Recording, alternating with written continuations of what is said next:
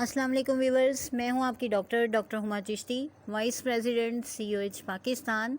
आज का टॉपिक जो है वो एक अहम टॉपिक कहूँगी और रेयर भी है।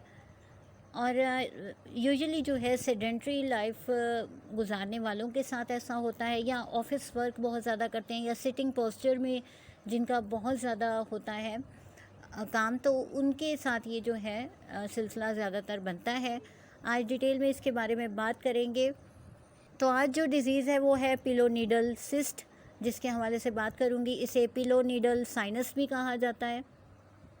इन शॉर्ट वर्ड्स हम इसको कहते हैं अनयूजुअल पॉकेट इन स्किन, यानी स्किन के अंदर एक गैर ज़रूरी सी पॉकेट टाइप की चीज़ बन जाती है।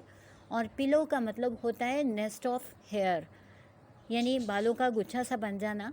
तो ये है कि यूजुअली ये टेल बोन के करीब बनती है ये problem, at the top of buttocks, यानी यूँ कह लीजिए कि ये टेल बोन या कॉक्सिक्स के बॉटम में बनती है। आई मीन टू से कि ये दुमची की हड्डी के बिल्कुल नीचे इस टाइप का प्रॉब्लम बनता है यूजुअली।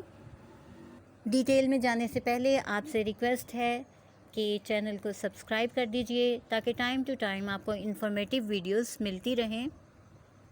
एक बार फिर से नए आने वाले व्यूवर्स को वेलकम कहती हूँ और हम टॉपिक की तरफ आते हैं। पिलो नीडल सिस्ट के हवाले से बात करूँगी कि इसमें इन्फेक्शन हो जाती है और पस हो जाती है, और अगर इन्फेक्शन ज़्यादा हो जाए तो इसको पिलो नीडल सिस्ट के बजाय या साइनस के बजाय एब्सेस का नाम दिया जाता है।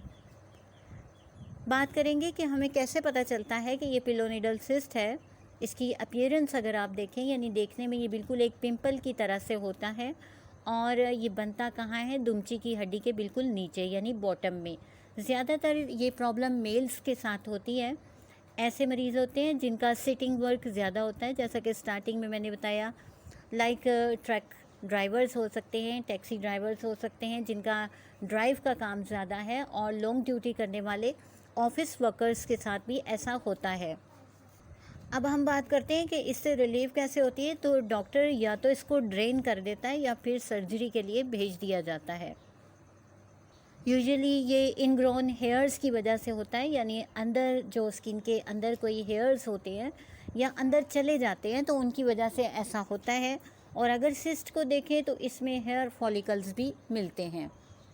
समटाइम्स ये पिलो नीडल सिस्ट किसी ट्रॉमा की वजह से भी हो सकती है, किसी एक्सीडेंट की वजह से भी हो सकती है, जिसकी मिसाल दूसरी जंग अज़ीम है कि जिसमें 80,000 के करीब जो सोल्जर्स थे उनको ये प्रॉब्लम हुआ था और उनको हॉस्पिटलाइज किया गया।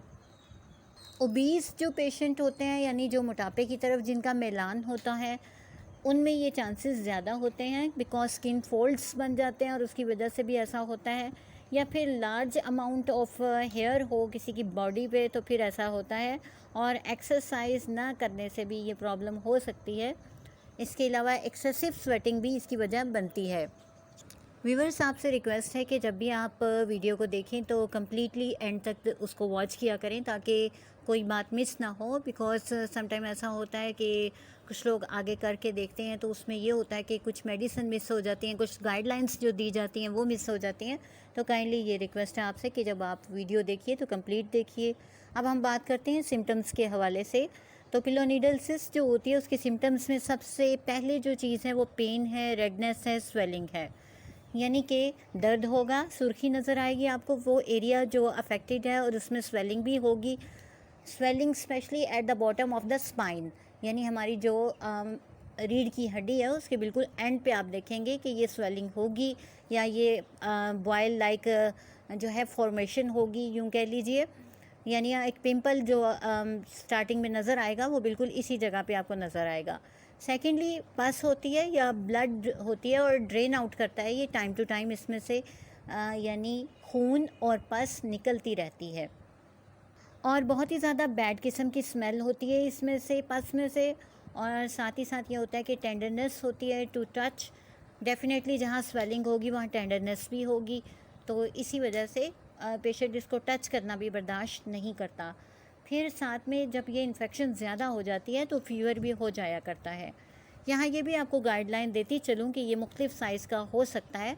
और याद रखिए कि अगर 6 हफ्ते तक यानी 6 हफ्ते लग जाते हैं इसको, और अगर स्टार्ट में ही ट्रीट कर लिया जाए तो इसमें बेटरमेंट बहुत जल्दी आ जाती है, वरना टाइम लगता है इसको ठीक होने में, बिकॉज़ इसके अंदर तक ये स्किन में होता है, तो ये प्रॉब्लम ठीक होने में थोड़ा सा टाइम लग जाता है।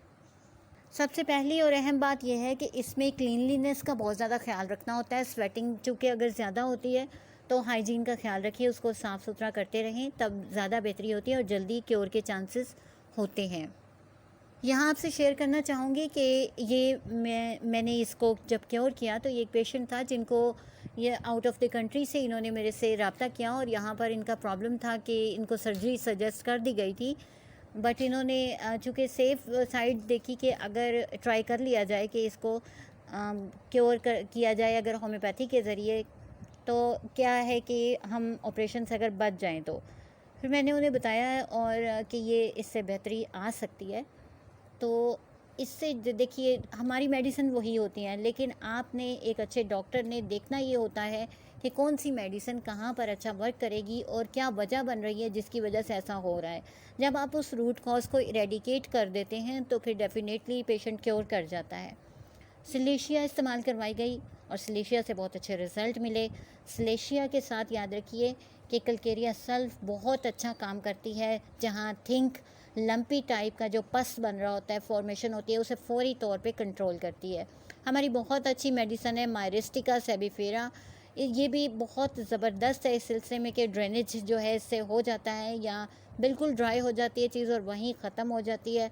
और हीपर सेल्फ के हवाले से तो आप सभी जानते हैं कि ये बहुत ही बेस्ट रेमेडी है इस टाइप के प्रॉब्लम्स में, जहाँ पर स्पेशली थ्रॉबिंग हो, बीटिंग हो और टच न किया जा सके, स्मेल जो है वो चीज़ लाइक होती हो, सेंसिटिविटी बहुत ज़्यादा हो पेशेंट में, तो वहाँ पर इसको इस्तेमाल करवाया जाता है।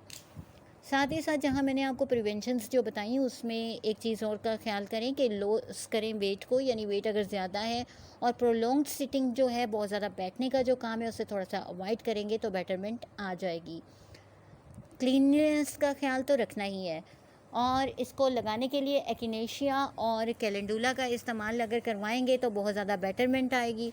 मक्सॉल हमारी बहुत ज़बरदस्त रेमेडी है कि जहाँ एक्रेड स्टिकी पस हो जाती है और बहुत ज़्यादा यानी तेज़ाबियत उसमें होती है, तो वहाँ आप जब यूज़ करवाते हैं तो उसमें बहुत ज़्यादा अच्छा काम करती है। यहाँ गाइडलाइन आपको एक देती चलूँ कि जहाँ पर भी इन्फेक्शन बहुत ज़्यादा हो जाए तो कलकेरिया सल्फ को कभी ना भूलिए।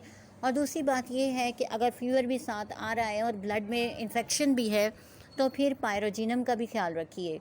तो आज के लिए इतना ही, किसी नेक्स्ट टॉपिक तक के लिए इजाज़त दीजिए। अल्लाह हाफिज़।